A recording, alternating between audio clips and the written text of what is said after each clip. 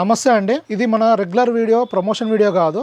ఇది వచ్చేసి man power కోసం పెడుతున్న వీడియో. మన బిఎస్జీ గార్మెంట్స్లో పని చేయడానికి, మన ఇప్పుడు ఇస్తున్న సర్వీస్ ఇంకా ఇంప్రూవైజ్ చేయడానికి మనకు మ్యాన్ పవర్ కావాలండి.